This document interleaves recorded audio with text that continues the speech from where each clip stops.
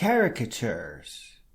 Somehow, male and female faces each have their own caricature.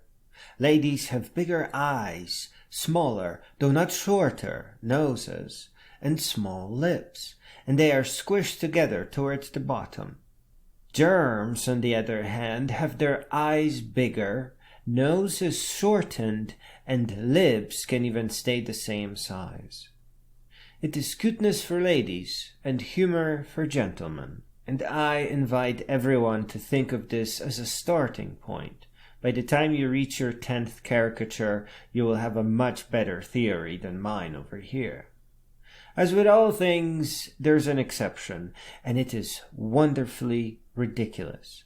You will find this tool in GIMP, Krita's older sister, also free and open source, and the tool is called Warp Transform. Pay close attention to the tool options as the topmost dropdown lets you choose Move Pixels, Grow Area, Shrink Area, Swirls, Erase, and Smooth. Here you can liquefy a photo, smoothly enlarge eyes, shrink the lips, warp without destruction. The image once distorted is little more than a low-effort meme, but when you take the distorted image to Krita, trace and paint and decorate it, you are in business, pun intended. I think just offering realistic portraits cuts you off from a lot of giggles and potential customers. Even if foolishness is beneath you, you may still need to practice it just to support your business. It will absolutely make you laugh, and that alone is worth it. Here, I wanted to explain why my source image is not perfect, especially to those who are just joining in. It is just photo reference, a quick sketch, to see if the final product will look silly enough. It does not need to be perfect, because to make a beautiful caricature, we must make a digital painting out of it. And it is not just to paint the shapes of the eyes and nose. It also serves as color reference. The correct color choice is as important as the shape. Wrong colors will absolutely destroy a painting. Portraits are very special because you always have a photo reference. Close enough is never good enough for color. Portraits and caricatures are a fine start. One more thing that is needed here are the backgrounds. I recommend abstract backgrounds, making your portraits look like they are bursting out of a paint explosion. Lastly, a word on sales. You should be able to sell portraits for $50 or so. Maybe sometimes drop them down to $20, but I think 50 is the correct number. They may take about 5 hours at first, but that will eventually become 1 or 2. This is the part that really hurts. The platforms that will sell your art will take a pretty big cut.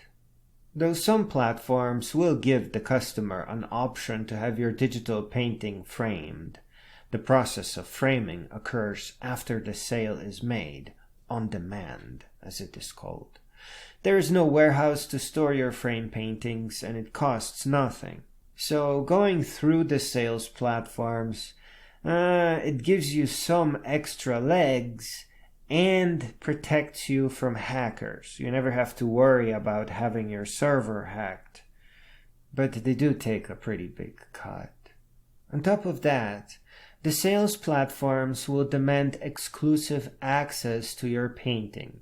That means you can't sell the same painting on 2 services, but you can sell different ones, no problem.